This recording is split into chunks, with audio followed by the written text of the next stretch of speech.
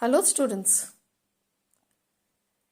Each day brings brightness in our life with the brightness of sun. Every phase in our life is bound to teach us something valuable, but it depends on us whether we analyze the lessons or just turn the pages.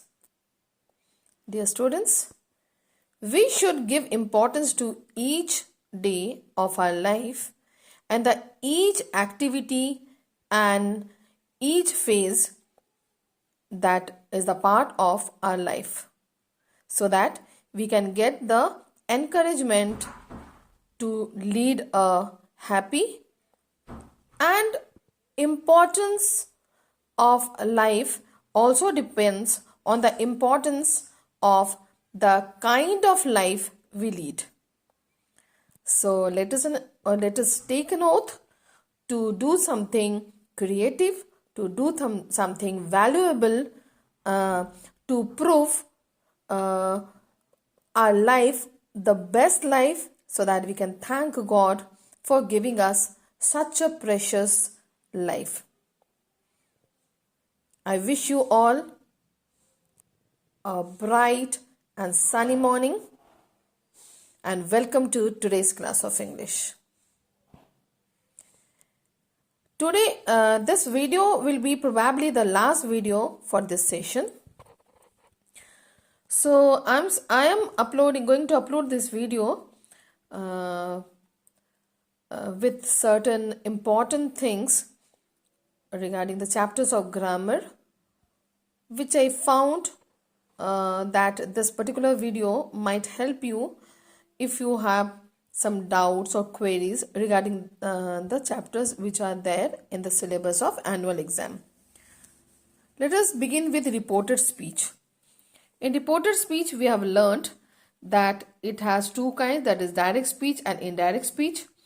In the direct speech, the exact words are mentioned which are spoken by the speaker, and exact words which the listener is listening spoken by the speaker. And indirect speech is that speech when the speaker or somebody else is conveying the speech of the speaker later on, not at the time of the speech. So that is called an indirect speech. We have also learned that in the indirect speech, first of all, we must know that there is a reported verb and reported speech. If the tense of the reported verb is past tense, then the tense of the reported speech will also be converted to past tense. And we also know that if the reported speech is in interrogative sentence or exclamatory sentence, then in the indirect speech it will be a statement. The sentence will end with a full stop. There are certain cases when the reported speech is a universal truth or a saying or proverb. Then we are not going to change the tense of the sentence, even if the reported verb is a past tense. In some cases, we have seen that the reported verb is simple present or simple future. In that case also, the tense of the sentence will remain present in the present tense only. There is a column made in your book Grammarite, that is on 95 page number, which will help you to know that which sentence in the direct speech will convert to, the tense converts to which tense. Like if the sentence speech is in simple present tense, it will be converted to simple past. If it is present continuous, it will be changed to past continuous. It will be present perfect, it will be past perfect, it will be simple past, it will be past perfect. If it is past continuous, it will be past perfect continuous. If it is in past perfect tense, it will be changed to past perfect only. It will be remain the same. Will is going to be would, shall is going to be should, can will be could, may will be might. But we cannot do the reverse. Like simple past will not go change into simple present. Simple past will change to past perfect. The reverse rule will be not followed. There are interrogative sentences when we are going to change the direct speech to indirect. The rules are already be told that the interrogative sentences begin with WH questions, then the indirect speech will be different, and when the interrogative sentences begin with the modal verbs, the format of the indirect speech will be different. So these are the basic things about this chapter, and we should also know that sometimes the word set changes to some other verb also, like ordered, advised, warned, suggested, offered. It depends on the sentence. Advice, many things are there. In the case of imperative sentences, we are not using that. We are directly connecting the sentence, reported verb and reported speech with the word to. Suppose if the sentence is an order, then we will write ordered. If the sentence is a request, then requested. Please will be there, then it will be a request. Our next chapter is phrases and clauses. Phrases and clauses seem to be very difficult and confusing for the students, but if we follow the rules, the things could be easier for us. Phrases and clauses are parts of sentences, but these are not sentences. Phrases, in the case of phrases, the group of words will neither have a subject nor a predicate. Means subdoer will be also missing and the verb will be also missing.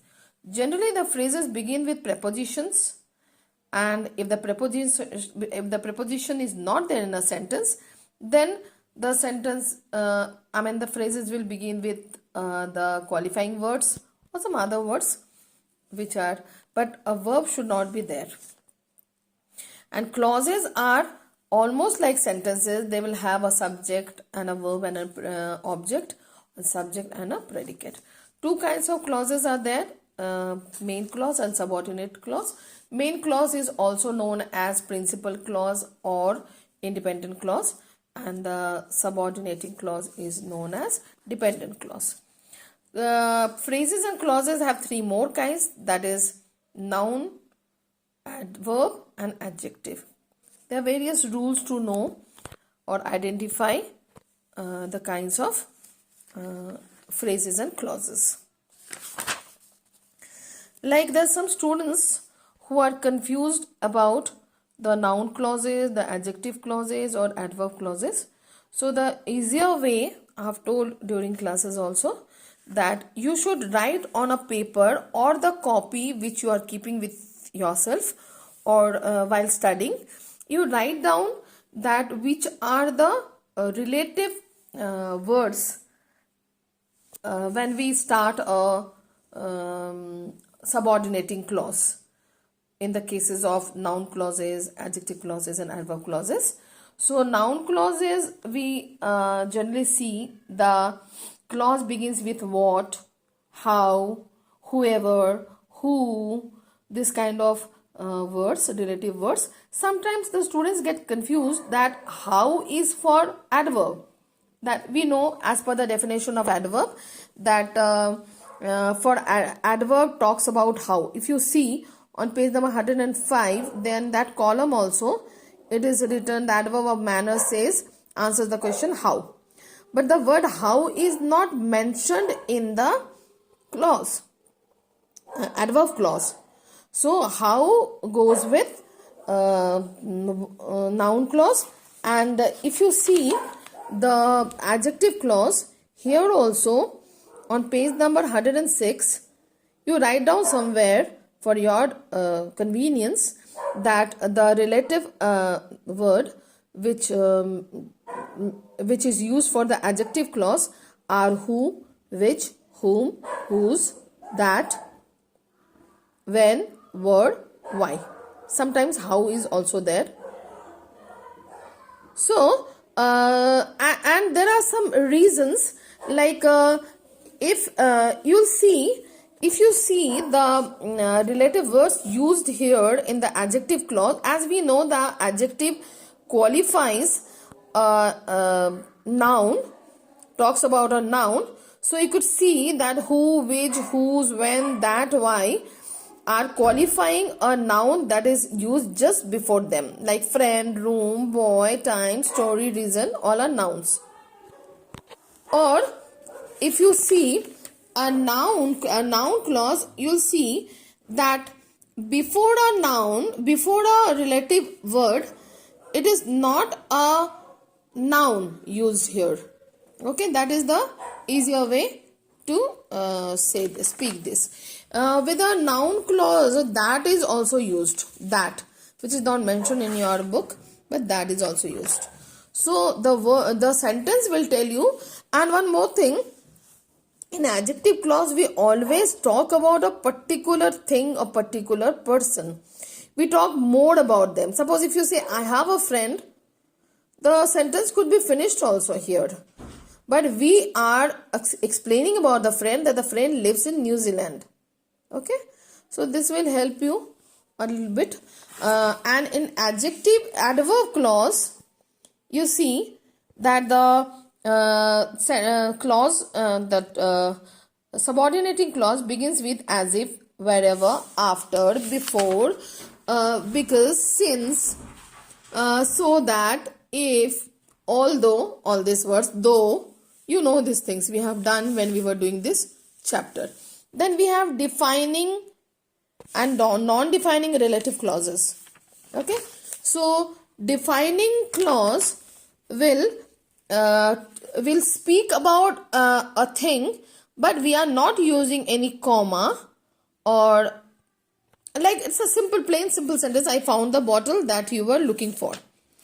But in the non-defining word, we talk something more about that person or thing after putting a comma before and after the clause.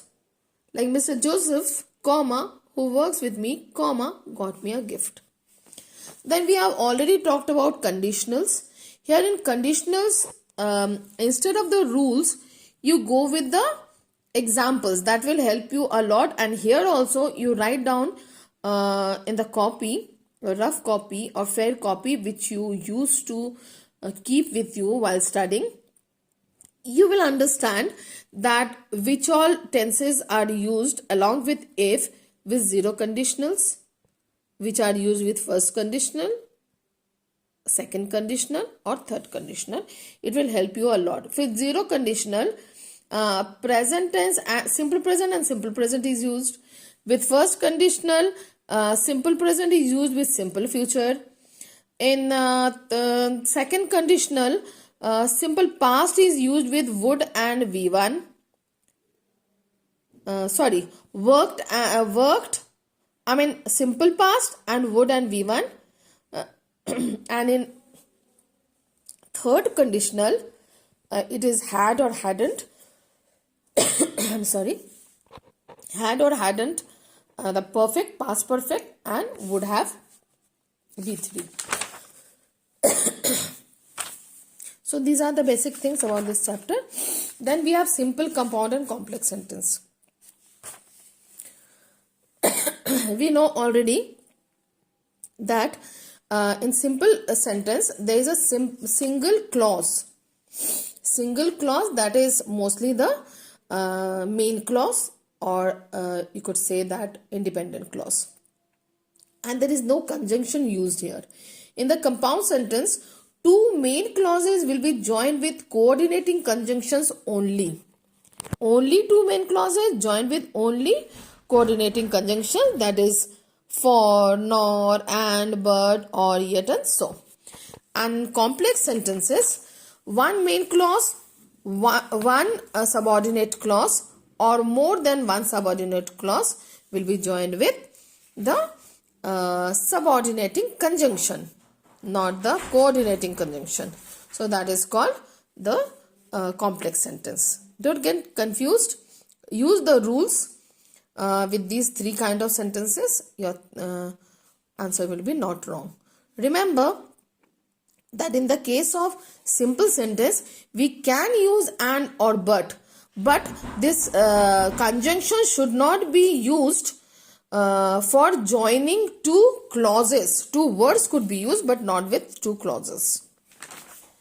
Our next chapter is this. I hope that you have understood the figure of speech. You go through the explanation, you will understand, because the more I will tell, you will get more confused. Voice. Then we have voice. So in voice, we have learned that active and passive voice are there. And in whatever may be the tense, in the active voice, in passive voice, the verb will be always use the V3 form. We have learned that in the case of simple past tense, we are using was and V3 with a passive voice. And we also know in the case of passive voice, the object comes ahead and the subject goes at the back. But the meaning must not change. Meaning and tense should not change. Whatever the tense is there in active voice, the same tense should be in passive voice. And the verb should always be in the V3 form. So in the case of simple past, it should be was or were and V3 in the case of passive voice, and by will be used. In the case of simple present, is, am, are, is, am or are plus V3. In the case of simple future, it will be, shall be, V3 will be used. In the case of continuous tense with present tense, it is, being, is, are, am, are, being, and then the V3 form. And in the case of past tense, it will be was or were, being, V3. In the case of perfect tense, present perfect, it will be in the case of present perfect tense, it will be is, am, are, been, V3. In the case of past perfect, it will be, I'm sorry, I told the wrong thing. In the case of present perfect tense, it might be has or have plus been plus V3. In the case of past perfect, it will be had only with all the kind of nouns or pronouns plus been plus V3. And in the case of future perfect, it will be will have or shall have plus been plus V3. So these are the basic things about voice. If you pay attention a little bit, your answer will be correct. Here, if the sentence will have may or can or must like that, it won't be changed. Can be, must be, maybe will be used, and the V3 form. I have sent you a lot of exercises and the rules related to it, so that will help you. In some of the cases, the speaker, the doer is not mentioned. Like if you say that everybody speak English all over the world, we do not write that English is spoken by everybody all over the world. Sometimes we do not mention the speaker. It is not necessary, you could say. So that suppose someone has stolen my wallet. We do not say that my wallet was stolen. Someone stole my wallet. We cannot say that my wallet was stolen by someone. Someone, no one, nobody, none, all, everybody, they, people, we are not mentioning. We sometimes, you, we are not mentioning the doer at the end. I hope that I am able to clear your doubts. There are some imperative sentences in the case of voice, like shut the door, it will be let the door be shut. If the imperative sentence is negative, like don't shut the door, it will be let the door not be shut. In all the cases, the verb will be in V3 form.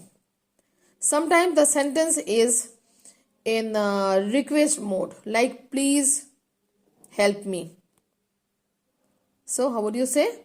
You are requested to help me. This way you will tell. You will not say that let me be helped. You are requested, because the word please should be, a request is used at the place of please. So be careful while doing this kind of things. Okay. Because I have sent almost all the answers solved and send you the answers. I hope that those things will help you. Our last chapter is determiners. Determiners is will be very easy for you if you follow this chart. 132 page number. That will tell you that which all things come under determiners. That is definite and indefinite articles. You have to know that which is definite article and which is indefinite article. We have already worked on it. A or an are indefinite articles and the is definite article. Then we have demonstrative, that is this, that, these, those. We have possessives, my, your, his, its are there. Quantifiers, cardinal, ordinal, distributives and question words. But only these three question words will be determiners. Which, what and whose. Be very careful about it.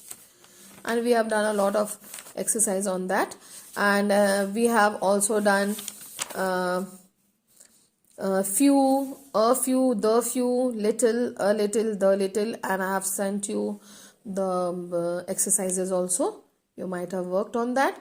We have learnt that a few means little number, few means almost none, and the few means whatever we have, the little amount or little thing, whatever we have. Similarly with little also, but few goes with, generally goes with countables, and little goes with uncountables. You have to know, sometimes the articles seem to be very easy, but we choose the wrong articles while filling the blanks. Sometimes articles are not even used. So we know that articles are depending on our verbal, like how we speak. That's why European starts with E, the vowel, then also we say a European instead of the. So these all things we have done in our junior classes also. So I think determiners are not so difficult for you. You should know the use of could, should, would, all, because if you are a good speaker and if you follow the lessons in the classroom, things won't be very difficult for you. I have tried to clear your doubts, but I felt that you might be facing problem with these things. Either, neither. Generally these are used with two people. In the case of two people. So these things you will be a bit careful about. Things won't be wrong. So dear students, I think I have all the chapters I have covered. Although these I have been taught earlier, then also once again I have spoken on all the areas where you might have confusion. So I think I'm successful in clearing your doubts. Still, if you feel any trouble, you can call me. The classes, the sections where I'm not teaching, they can make a call to their teachers, English teachers, those who are teaching in your class, and clear their doubt. Or if you feel, you can call me also, or you can send the message through your class teacher in your group, and you can request your class teacher, because I don't have the access of your class. So as I send you the PDF sometimes through your class teacher, you can also keep your doubts. So going to wind up today. This is the end of my class. I wish you all a very good luck for your exams, and I expect that all of you will write your exams honestly and bring very good marks, because this will also brighten your future.